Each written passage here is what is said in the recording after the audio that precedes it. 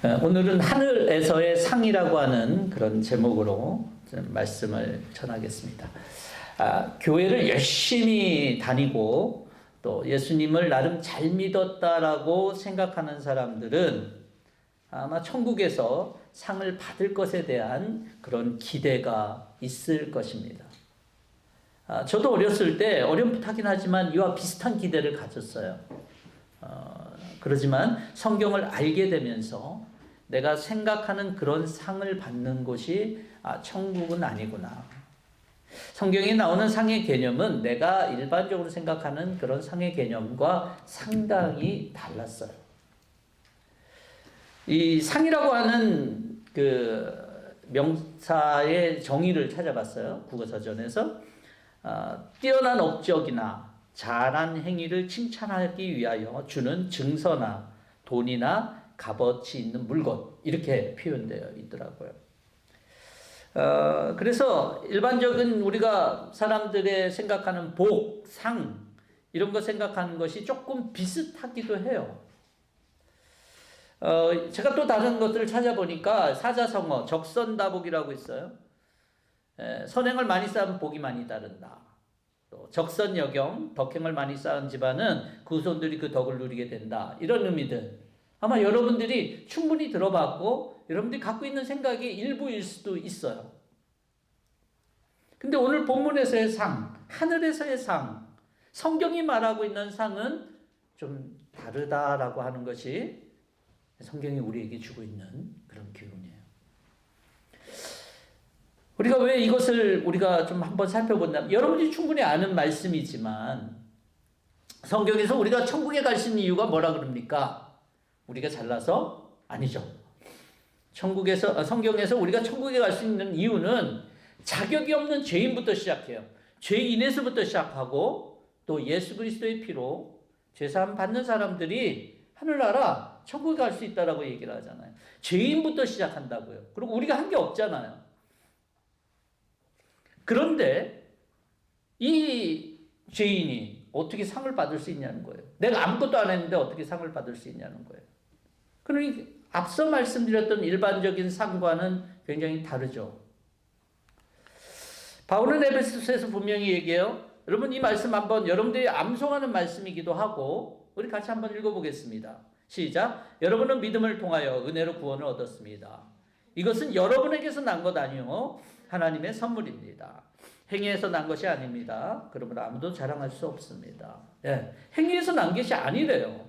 저와 여러분들이 어떤 행위로 내가 구원을 얻었고 하나님의 은혜를 얻었다 그러면 그건 잘못된 거예요. 절대 성경적이거나 하나님이 말씀하신 구원과는 절대 같을 수가 없어요. 그러니 천국에서 상, 하나님이 약속하신 하늘에서의 상은 뛰어난 업적, 잘한 행위하고는 상관이 없어야 돼요. 그래서 선행을 많이 쌓은, 앞서 말씀드렸던 사자성어에서 선행을 많이 쌓거나 이런 것들이 우리의 복이나 상으로 드러나는 것이 아닌 거예요.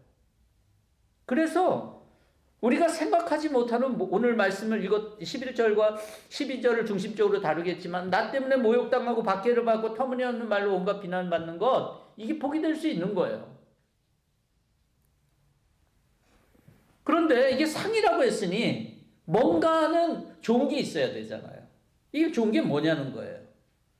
하나님께서는 성경에 가끔 칭찬을 했어요. 야, 잘했다, 잘했다, 잘했다. 실질적으로, 진짜로 그 단어 자체를 사용해서 잘했다라고 표현해주는 말들이 있는데, 아마 그거는 달란트나 문화 비유에서 그 주인이 종들에게 한 얘기일 거예요. 그래서 마태복음 25장에 보면은 주인이 이렇게 얘기해요. 잘했다. 착하고 신실한 종아. 내가 적은 일에 신실하였으니 이제 내가 많은 일을 내게 맡기겠다.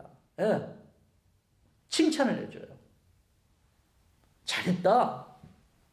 이게 어쨌든 상은 산 거 아니에요. 달란트나 이런 거 비유를 보면. 잘했다라고 하는 칭찬이 있어요. 근데 놀라운 게 여기서도 마찬가지예요. 착하고 신실한 종아. 뭐에 하나님이 꽂혔어요? 작은 일에 신실한 것들에 대해서. 큰 일이 아니에요. 작은 일, 적은 일이라고 그랬어요. 일관성이 있죠. 우리가 하나님 앞에서 하나님이 상이라고 얘기하는 것은 큰 게 아니에요. 대단한 업적 아니에요. 적은 일 또는 우리로부터 있지 않은 일, 우리가 하지 않은 것들, 그걸로 인해서 얻어지는 것이 상이에요. 그런데 거기에 내가 인벌브 됐다는 것에 대해서 하나님께서 상을 내리고 야 잘했다, 그거 정말 잘한 거야 라고 얘기한다는 얘기예요. 이 두 앞에 본문을 여러분들은 잘 알고 있기 때문에 아마 이 상에 대한 얘기가 성경에서 얘기하는 이 상에 대한 하나님의 의도에 대해서 여러분들이 이해할 수 있으리라고 봅니다. 그래서 하나님께서는 오히려 1달란트 받은 자는 가만히 있었는데 그가 그것에 대해서 하나님께 그 주인은 화를 내면서 그 1달란트 받은 사람들 그걸 갖다가 5달란트 받은 사람한테 이미 있는데 주면서 뭐라고 얘기해요? 가진 사람은 더 주어서 넘치게 하고 받을 보상이 있다는 얘기예요. 저는 이 본문은 우리가 갖고 있는 상과 또는 복이나 이런 것과는 굉장히 좀 다르죠. 그렇죠? 그리고 더군다나 오늘 바라볼 때 여러분 상 그렇게 기대하세요? 상에 대해서? 어워드, 리워드나 이런 거에 대해서 여러분들이 좀 기대하십니까? 저는 오늘날 이렇게 자세히는 모르겠지만 제 개인적인 느낌일 수 있지만 상에 대한 기대감이 조금 많이 없는 것 같아요. 예전에 상을 준다 하면요, 교회에서 얼마나 과열되는지는 몰라요. 이 상 서로 받으려고 의를 상하면서까지 그렇게 막 싸우고 그런 적도 있어요. 그걸 봤어요. 근데 오늘날은 조금 상에 대한 기대가 별로 없다라는 생각이 들어요.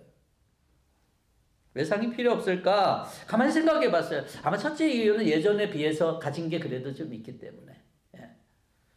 웬만한 건 다 있잖아요. 상에 대한 애착이 그런 사람에게는 없을 거예요. 예전보다 더 많은 것들을 가졌기 때문에. 여러분 비교해 보면 뭐 늘 우리가 나이 든 사람들이 하는 얘기지만 예전에는 뭐 이런 얘기 하잖아요. 그때는 정말로 없었거든요. 근데 지금은 웬만하게 이렇게 조금 어렵게 사는 사람들도 다 있을 거는 다 있는 것 같아요. 둘째로 보면 예전보다 높은 자존감 있는 경우가 그래요. 에이, 상 같은 거 난 별 관심 없어. 난 내가 중요한데.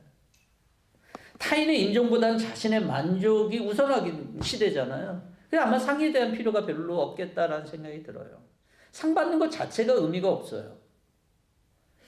셋째로는 좀 심리적인 이유인데 겉으로는 괜찮지만 심리적으로 위축된 사람들이 많아요. 오늘날 상에 대한 위축된 사람들은 실패에 대한 그런 어려움이 있잖아요.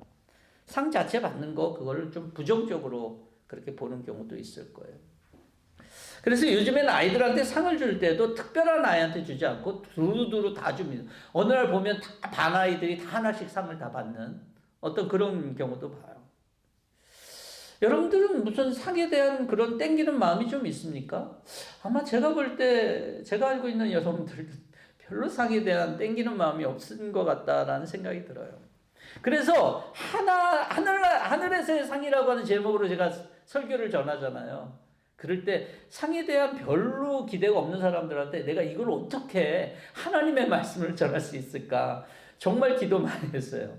성령께서 이 시간 하나님의 상에 대한 갈망과 기대가 있을 수 있도록 간구하면서 제가 말씀을 준비했어요. 앞서 말씀드린 것처럼 이 땅에서의 상, 하나님 나라의 상, 이건 좀 달라요. 분명히 달라요. 하늘의 상은 하늘의 주권자이시고 왕이시고 우리 아버지이신 하나님께서 주시는 상일 거예요. 그러니 이 땅에 우리가 어떤 것으로 얻어지는 상과는 굉장히 달라요. 그렇지만 그것이 좋은 것, 그래서 그 위대하신 하나님께서 우리에게 주신 거기 때문에 우린 그것을 굳이 표현해서 우리 인간적인 언어로 표현해서 복 또 상이라고 표현하는 거예요. 여러분 팔복 좀 생각나세요? 예, 이제 계속 팔복을 우리가 한 2달 좀 넘게 했어요.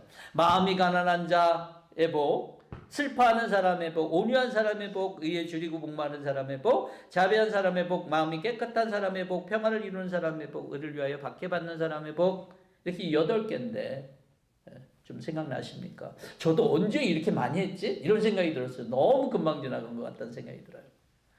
그런데 첫 번째하고 마지막이 그 복의 결과로서 주어지는 것이 같아요. 하늘나라가 그들의 것이다 라고 동일하게 얘기를 하고 있어요.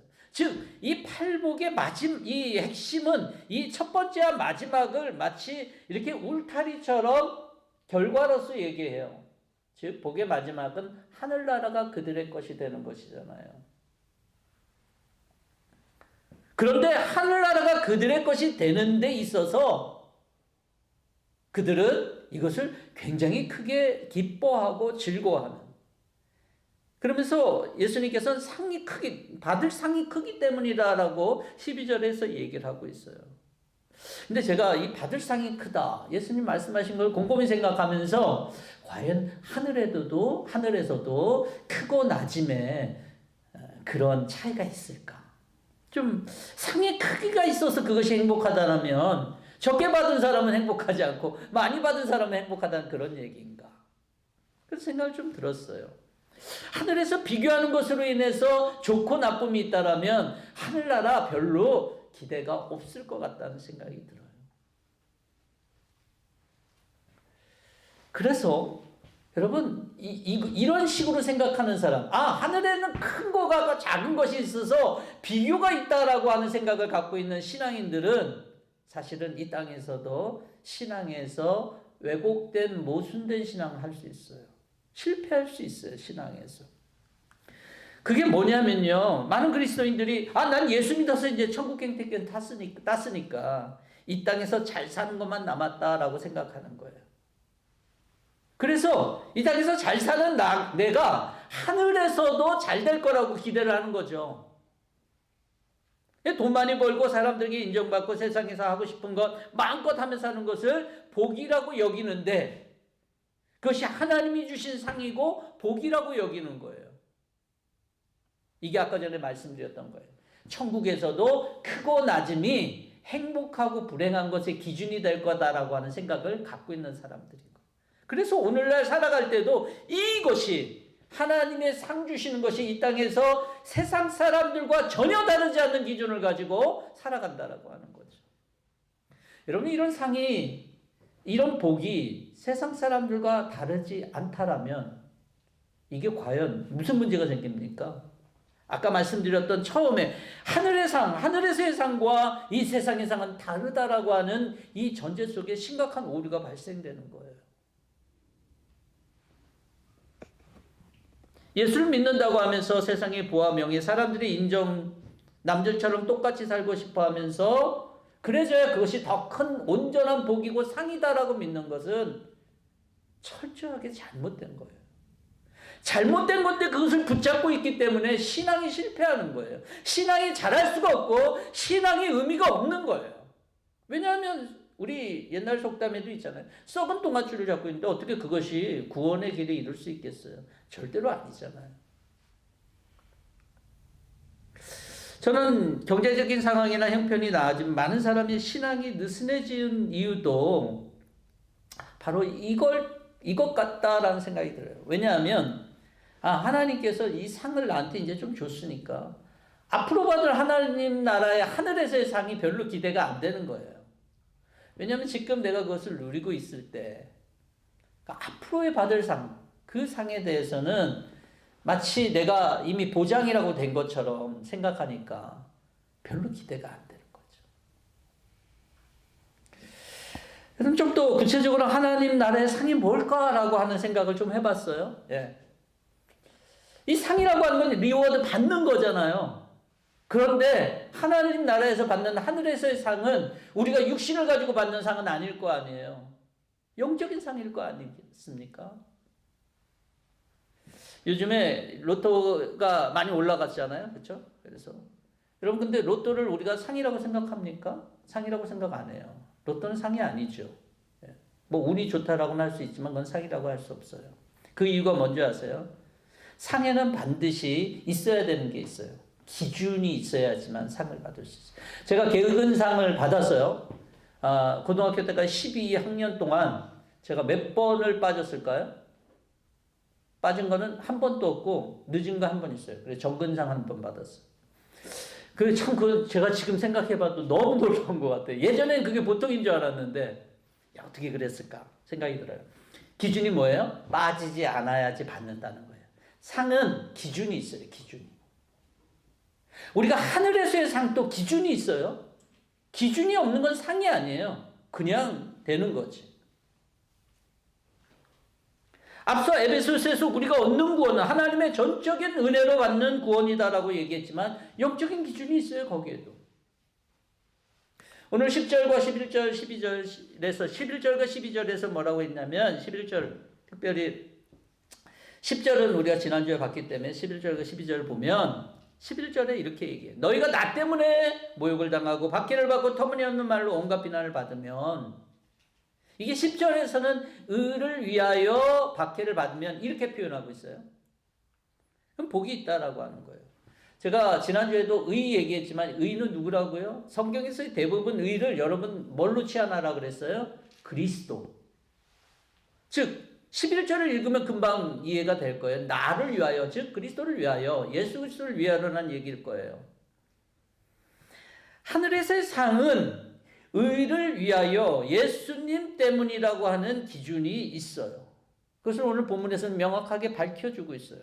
누구 때문에, 여러분 누구 때문에 이런 일을 당한다. 그러면 이 누구 때문이라고 하는 이 말에는 어떤 의미가 있을까요?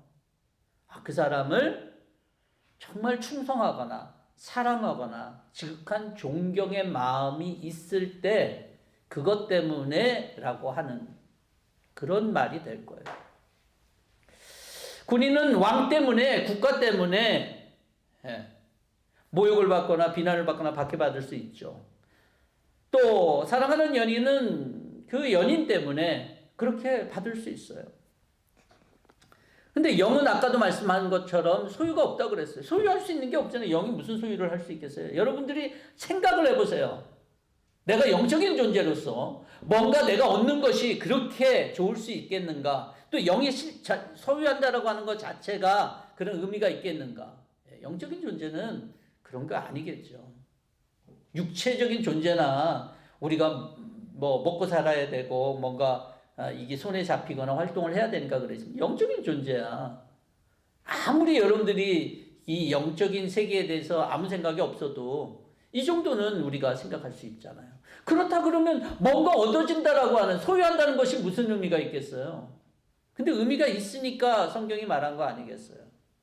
그럼 하늘에서의 상, 우리가 소유된다는 건 뭔가라고 하는 거예요. 성경에서 영적인 존재가 상을 받는다라고 하는 것은 권리를 갖는다는 얘기예요. 저희가 지난주에 얘기했지만 내가 하나님의 자녀가 되는 이 권세가 내게 있다라고 하는 거예요. 이 권리가 내게 있다는 거예요. 오소리티가 있다는 거예요. 그리고 두 번째는 성경에서는 우리가 받는다, 소유한다라고 하는 것을 어떤 개념으로 얘기를 하냐면 일부가 되는 것이라고 얘기를 해요. 뭐가 되는 거예요? 일부가 되는 것. 뭐의 일부가 될까요? 우리가 하나님 나라의 일부가 되는 거예요. 하나님은 성도가 하나님의 나라라고 얘기를 하고 있어요. 그래서 예수님께서 누가복음 17장 21절에 이렇게 얘기를 하고 있어요. 바리새파 사람이 하나님 나라 언제 오냐라고 물어봐요. 하나님 나라 언제 오냐고. 야, 근데 하나님 나라는 눈에 볼 수 있게 오는 게 아니야. 20절에서 그렇게 얘기하면서 21절에서 이렇게 얘기합니다. 보아라, 여기 있다 또 저기 있다 말할 수도 없다. 보아라, 하나님의 나라는 너희, 즉 예수 그리스도를 믿고 예수님을 따르는 제자들 너희들의 그 믿음의 삶 가운데 하나님의 나라, 즉 너희가 하나님의 나라야 라고 얘기를 하고 있다는 거예요. 즉 이런 것들을 통해서 우리가 어떻게 얻어지는 것이 뭡니까?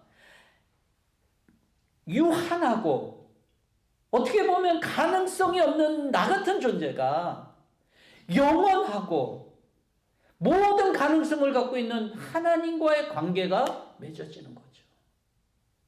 그래서 우리는 하나님이 소유가 되는 거예요. 사실은 소유라고 하는 인간적인 개념으로서는 이걸 이해할 수 없어요. 하나님과의 관계를 맺어지는 거니까. 그래서 여러분 여기에서 보면은 주를 위하여, 의를 위하여라고 하는 다음 단계가 뭐냐면 모욕을 당하고 박해를 받고 터무니없는 말로 온갖 비난을 받는 복이 있다. 이렇게 얘기를 하는데 그러면 모욕을 참아야 되고 비난을 참아야 되고 박해를 참아야 되고, 여러분 우리는 보통 이렇게 생각할 수 있잖아요. 여러분 이건 아니에요. 성경 말씀은 그것을 얘기하는 게 아니에요. 나와 하나님과의 관계가 세워지는 사람들은 주를 위하여 살 때에 이 모욕당하는 것, 박해받는 것, 터무니없는 말로 비난받는 것, 이것이 문제가 되지 않는 거예요. 그게 자연스럽게 받아들여지는 그런 삶이 되는 거예요. 그런 존재가 되는 거예요. 여러분들은 모욕당해 보셨어요? 네, 모욕당하면 얼마나 기분이 나쁜지 몰라요. 근데 예수 그리스도가 별로 없는, 나가 있는 사람들은 이 모욕을 참을 수가 없습니다.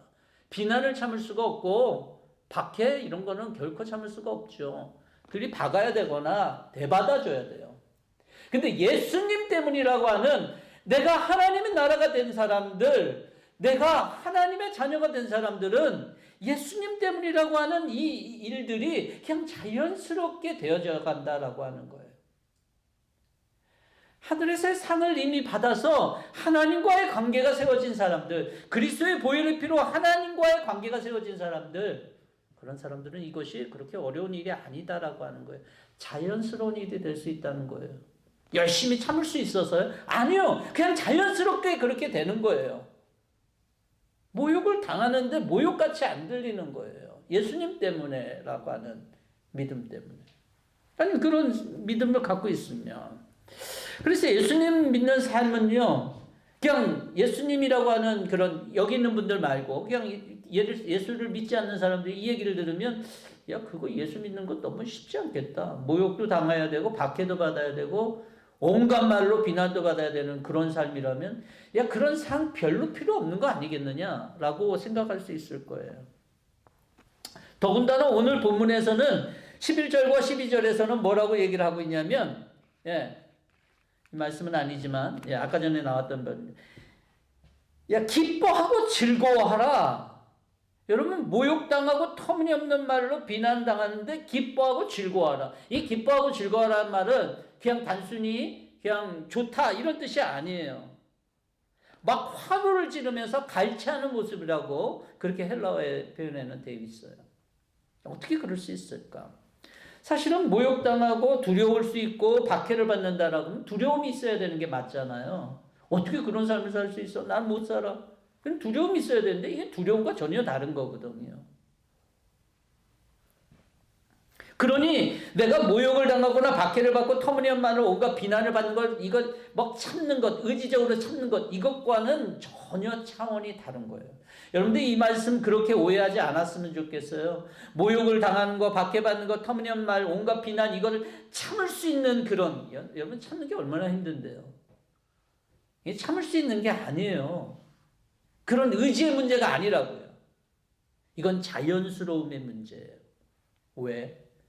기쁨은요, 자연스럽게 나오는 거예요. 제가 여러분들한테 지금 이 시간, 여러분 기뻐하십시오, 기뻐하십시오, 의지적으로 막 얘기한다고 여러분 기뻐할 수 있겠어요? 아니에요. 기쁨은 자연스럽게 나오는 감정이에요. 절대적으로. 그래서 하늘의 상이 나 때문이라고 하는 이것을 비결을 갖고 있는 사람은 자연스럽게 기뻐할 수 있는 거예요. 바울은 빌립보서에서 기뻐하고 기뻐하고 기뻐하라라고 얘기를 해요. 19번이나 기뻐하라고 하는 단어가 나와요. 어떻게 감옥에서 그럴 수 있어요? 여러분들 감옥이 편했나 보다 그렇게 생각할지 모르겠지만 그 당시 감옥은 처참했어요. 그런데 그거 기뻐할 수 있는 것들을 막을 수 있는 길이 없었던 거예요.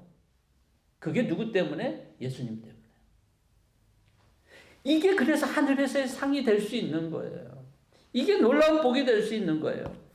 제가 얼마 전에 그 첼리스트 장한나라고, 저는 옛날에 어렸을 때만 모습만 보다가 이분이 이렇게 많이 성장해서, 이게 성장했다는 말이 좀 그렇지만, 나이가 40이 돼갖고 훌륭한 지휘자가 됐더라고요. 그 지휘하는 모습을 제가 잠깐 봤는데 너무 정말 매력적이더라고요. 예전엔 첼리스트, 유명한 첼리스트였잖아요. 한나 장 그러면. 근데 지금 지휘자로서 굉장히 유명한 그런 분이 됐더라고. 근데 그분이 하는 얘기가 참 제 마음에 좀 다가왔어요. 인터뷰를 하는데 그가 그런 얘기예요. 음악에 대해서 악보가 많으면 많을수록 자기는 너무 행복하대. 악보가 많으면 많을수록. 음악을 이해하지 못한 사람은 절대로 알 수 없을 거예요. 저는 예수님 믿는 것이 이거 아닐까. 예수님이 내 안에 가득한 사람들, 이 사람들이 갖고 있는 만족과 행복함이 세상이 그 무엇과 비교할 수 있을까? 장한나 씨가 얘기를 해요. 악보가 많으면 많은 이 행복을 세상 사람들이 알 수가 없을 거래요. 아마. 예수님이 가득한 사람들한테 모욕이나 비난이나 박해가 그렇게 문제가 될 수 있을까요? 문제가 될 수 없어요. 그래서 초기 기독교의 많은 사람들이 억지로 그것을 견딘 거라고 생각하세요? 아니에요. 그들은 기뻐함으로 그것을 견뎠어요. 그래서 기독교가 전달됐겠죠. 이 비슷한 것이 아이돌 쫓아다니는 그런 팬덤이 비슷한 거라는 생각이 들어요. 저는 자세히는 모르지만 집 앞에서 밤샘을 하는 사람들을 보고 또 그 아이들을 위해서 자기 돈도 쓸 돈도 모자른데 그 돈을 펑펑 썼는 그런 아이돌의 그 팬덤을 보면서 때로는 다른 사람이 아무리 비난해도 자기 아이돌을 보호하고 지키는 아마 그런 아이들의 그런 그 아이돌을 사랑하는 그 아이들 그런 팬덤들의 그런 모습 그것을 한번 말씀 속에서 이렇게 준비하면서 머리에 떠올랐어요. 그래서 아마 다니엘서 3장에서 다니엘의 세 친구들이 그 왕에게 그 절하지 않는다는 이유로 어떻게 됩니까? 풀무불에 들어가잖아요. 풀무불 들어갈 때 이렇게 얘기해요. 하나님께서 이 환난을 이렇게 건져 주시겠지만 이런 믿음 저희들에게 있어요. 그렇지만 그리 아니하실지라도 그들은 두려움이 없더라고요. 그냥 평안함과 기쁨이더라고요. 어떻게 그럴 수 있었을까? 예. 그것이 하나님 때문이라 예수님 때문이라고 하는 그런 하나님이 가득하고 예수님이 가득한 사람들의 삶의 모습이고 그것이 바로 하늘에서의 상을 얘기해 주는 그런 모습일 것입니다. 하늘에서의 상은요 보이는 것이 아니라 예수님이 우리 속에 가득해지는 거예요. 예수를 믿는다는 것은 예수님이 계속적으로 우리 속에 가득해지는 거예요.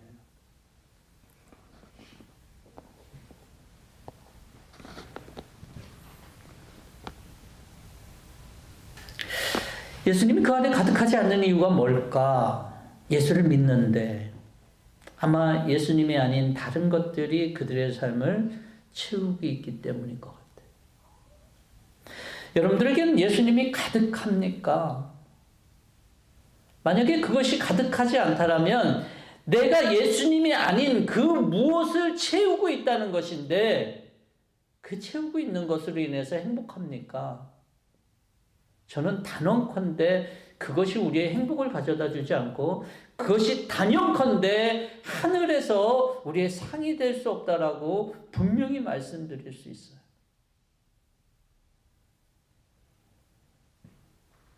예수를 믿지만 세상과 저울질하는 사람들도 있어요. 어떤 게 더 나을까? 여러분 우리가 특별히 이게 어떤 거 더 나을까 저울질하는 거는요. 우리가 경제학을 전공하지 않아도 우리 인간의 본성인 것 같아요.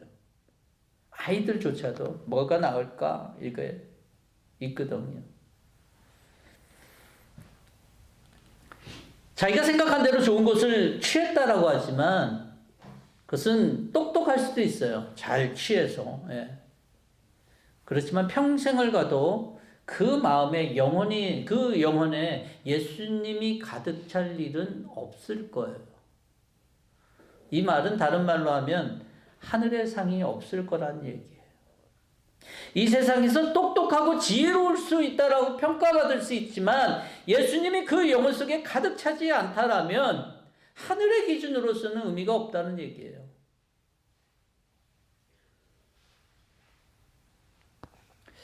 많은 사람들이 예수님에 대해서 부정적으로 말하는 경우들이 요즘에 많습니다. 또 우리와 같은 사람들이 예수님에 대해서 좋게 얘기하죠. 근데 예수님은요, 좋고 나쁨의 문제로 이렇게 좋게 말하거나 나쁘게 말하거나 이것이 그렇게 큰 문제가 되지 않아요. 그런 좋고 나쁜 문제가 아니라 예수님은요, 우리를 죄에서 구원할 유일한 분이시다라고 하는 거예요. 그분의 영접한다라고 하는 것은 선택의 문제가 아니라 반드시 해야 되는 문제이기도 해요. 왜냐하면 예수님이 생명이기 때문에 그래요. 그런데 이 생명인 예수님이 갖고 있는 사람들이 세상의 가치관과 같다라면 뭔가 문제가 되는 거 아니겠어요? 그래서 하나님 나라를 소유하고 언약 백성이 되어서 바르게 믿으면서 병들어도 괜찮고 세상의 경쟁에서 좀 뒤처져도 되고 남보다 덜 가져도 되고 가난해도 괜찮다라고 하는 사람들이 예수를 제대로 믿는 사람들 가운데서 이런 특징들이 보여져요. 오히려 예수를 제대로 믿지 않는다라고 하는 사람들이 아까 말씀드렸던 세상 사람들과 변별력이 없는 삶을 살아가겠죠. 예수를 믿는다라고 하는 의미는 바로 이런 것들이에요. 오늘 본문에서 굳이 표현한다면 모욕이나 박해나 터무니없는 온갖 비난, 이것이 상관이 없는 삶을 얘기하는 거겠죠. 이것이 바로 예수를 믿는 의미예요. 왜? 예수님이 가득 차게 되면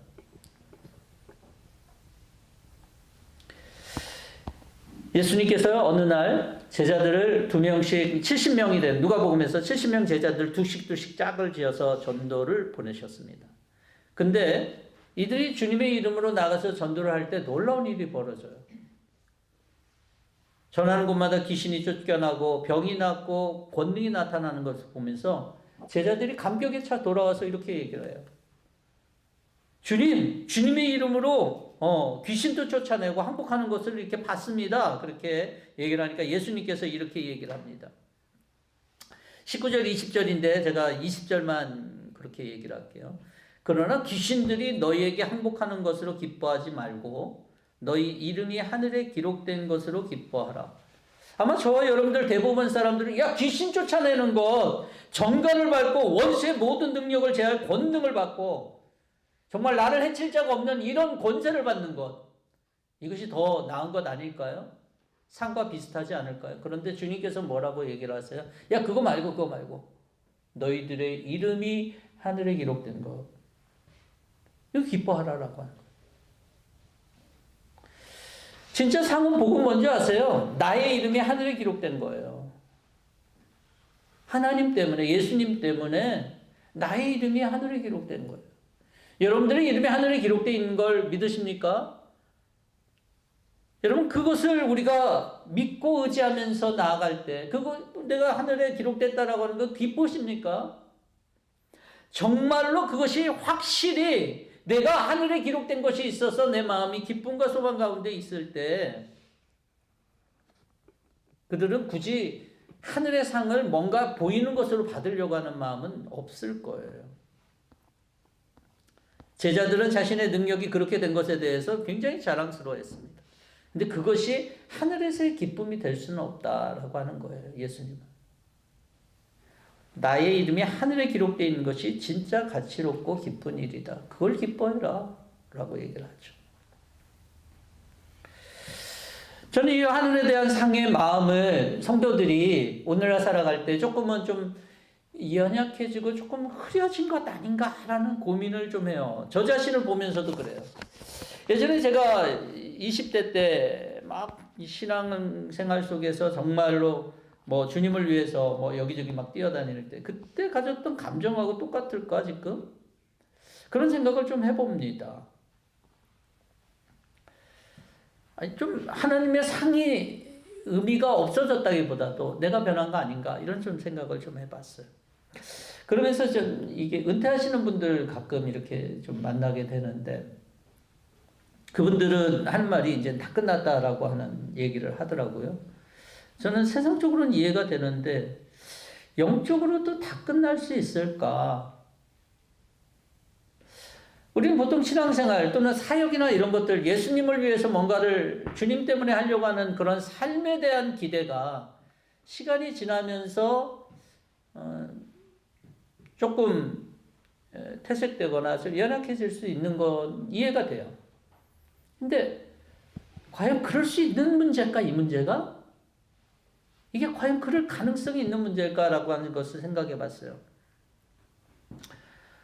더 이상 내가 하나님을 위해서 달려나가야 되는 그런 달려나가는 삶에 대해서는 더 이상 이제 그만, 스탑. 그냥 뒤에서 그냥 좀 천천히 그냥 바라보면서 신앙생활 하면 되는 거 아닌가? 나이 들면서 그렇게 비슷한 생각이 그런 얘기들 많이 들어요. 예, 또.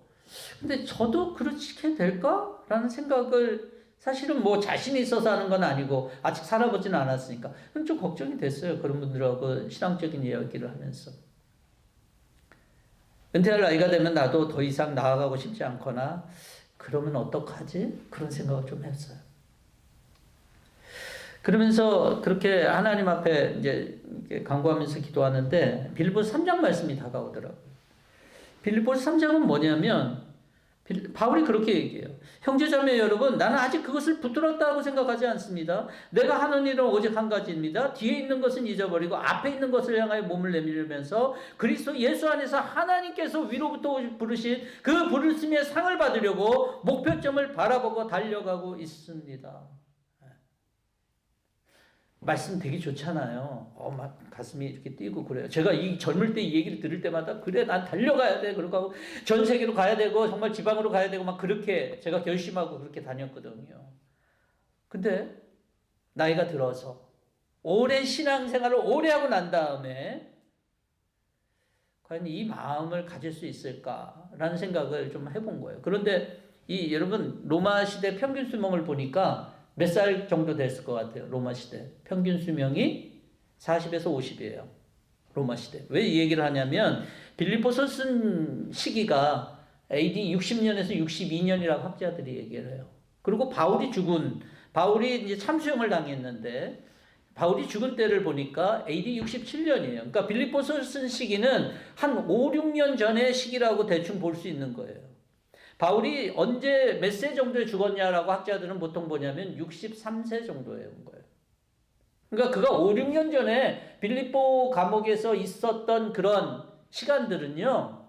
그 인생의 막바지, 평균 수명이 40대, 50대면 그 인생의 막바지 남들은 다 은퇴할 그 시기라는 거예요. 그 시기에 어떻게 바울은 저런 마음을 가질 수 있었을까? 아직도 주님의 부르심의 상을 받으러 달려간다고 하는 마음을 어떻게 가질 수 있었을까? 하늘에서의 상이 필요 없는 사람들은 경주를 멈추겠지만 아직도 하늘의 상을 받으려고 하는 사람들은 경주를 멈출 수 없는 것 아니겠는가 라고 하는 거죠. 바울은 다른 본문에서 이렇게 얘기를 해요. 그러므로 우리는 낙심하지 않습니다. 우리는 겉사람을 낡아가나 우리 속사람은 날로 새로워집니다. 이게 정말일 거예요. 속사람이 날로 새로워졌기 때문에 그런 마지막 순간까지도 계속적으로 달려갈 수 있었던 것 같아요. 그리고 살펴보니까 구약의 여호수아도 마찬가지더라고요. 여호수아 24장에 보면서 그의 나이가 이 말을 하고 나서 110세 죽었다라고 했는데 110세 죽기 바로 직전이에요. 그가 뭐라고 얘기한 줄 아세요? 여러분들이 잘 아는 말씀이에요. 주님을 섬기고 싶지 않거든 조상들이 강저 쪽에서 메소포타미아에서 섬기던 신이든지 아니면 당신들이 살고 있는 땅 아무리 사람들의 신이든 당신들이 어떤 신을 섬길 것인지 오늘 선택하십시오. 나와 나의 집안은 주님을 섬길 것입니다. 이 얘기가 젊을 때 혈기왕성할 때 한 게 아니라 그가 이 말을 하고 얼마 뒤에 110세에 죽어요. 그때 했어요. 여호수아 14장에 보면 갈렙이 이런 얘기를 해요. 나 85살, 이제 나는 85살이 됐습니다. 모세가 나를 정탐꾼으로 보낼 때와 같이 이렇게 얘기를 하면서 마지막에 이렇게 얘기를 해요. 주님께서 나와 함께 하시기만 한다면 주님께서 말씀하신 대로 나는 그들을 쫓아낼 수 있습니다. 이제 주님께서 그날 약속하신 이 산간지방을 나에게 주십시오. 그렇게 얘기를 해요. 신약에서도 누가복음 2장 36절에 보면 안나라고 하는 여선지자가 있는데 그는 늘 아셀 지파에 속한 사람으로서 하나님의 성전에서 늘 기도했어요. 과부가 된 채로 계속적으로 기도했어요. 84살이 되도록 성전을 떠나지 않고 밤낮으로 금식과 기도로 하나님을 섬겼다라고 얘기를 했어요. 구약이든 신약이든 이들이 이룰 수 있었던 가능성은 하나님이 저들의 삶에 가득했기 때문에 그래요. 주님이 가득했기 때문에 그래요. 어떤 욕심 때문에가 아니에요. 주님이 가득하면 나타나는 현상이 그렇다라고 하는 거예요. 죽기 얼마 전에 먼저 좀 뭘 좀 더 얻겠다라고 하는 모습이 이런 모습 속에 보이는 것이 아니에요. 주님을 위하려고 하는 마음이 계속적으로 그들의 삶 속에 있게 되는 비밀은 뭐였냐는 거예요. 그것은 바로 예수 그리스도이고 하나님이셨어요. 제가 여러분들에게 예수님으로 가득 채우라고 하는 말, 내 마음과 영혼을 예수님으로 가득 채우라고 하는 이 말은 여러분 그게 참 복이고 여러분들의 삶에 그게 참 우리의 상을 나타낼 것이기 때문에 그래요. 그것이 소망일 수 있고 그것이 뭐 남들보다 더 못하는 그런 것들이 아니에요. 영원까지 이어지는 가장 놀라운 그런 삶의 보장이기 때문에 그래요. 예수님이 우리 안에 가득 차게 되면 성령님께서 우리 삶 가운데 우리가 할 수 없는 것들을 하게 하실 것입니다. 예수님을 채우기 위해서 한 가지 오늘은 제가 여러분들한테 말씀드리기를 원합니다. 예수님 우리 속에 채워지기 위해서는 필요한 게 뭐냐면 말씀이 있어야 돼요. 예수님 자체가 말씀이지만 그 말씀이 우리를 가득 채우지 않고서는 예수님이 채워질 수가 없어요. 그래서 말씀을 가까이 하는 삶을 살아야 되는 거예요. 매일 묵상하고 매일 성경 읽고 또 우리가 설교 말씀을 들으면서 해야 되는 이유, 그건 단순히 그 시간을 보내라고 하는 게 아니에요. 그 시간 동안에 통해서 말씀이 내 마음에 내 심령 가운데 있도록 해야 되는 거예요. 그래서 예수님 가득 차면 나는 이 세상과 다른 삶을 살아간다라고 하는 거예요. 나는 이 세상과 다른 나의 정체성을 가지고 살아갈 수 있다는 거예요.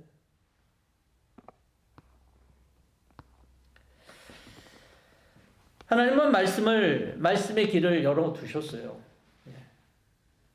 여러분 두려움 없이 예수님으로, 말씀을 통하여 예수님으로 여러분들의 삶을, 여러분들의 영혼을 채울 수 있기를 바랍니다. 이 세상에서 얻을 수 있는 기쁨은 이 세상뿐이라고 지난주 말씀드렸어요. 영원한 복도 영원한 상도 될 수는 없어요. 그렇지만 하늘의 상을 받아서 이것이 영원히 여러분들의 삶을 변화시키고 여러분의 삶의 기쁨의 근원이 될 수 있는 그런 축복이 있기를 바랍니다. 예수님만 바라보세요. 가득 채우세요. 그럴 때 찾아오는 성령의 은혜 속에서 모욕도 비난도 박해도 기쁨으로 이겨나갈 수 있는 비결을 갖게 될 것입니다. 그리고 이것이 바로 저와 여러분들이 하늘나라에 저와 여러분들의 이름이 기록된 증거이기도 할 거예요. 하늘의 상을 위해서 달려가기를 멈추지 마세요. 오늘도 계속 달려가고 주님이 채워진 삶이 여러분들의 삶 가운데 소망과 기쁨의 삶으로 연결되기를 주 이름으로 축원합니다.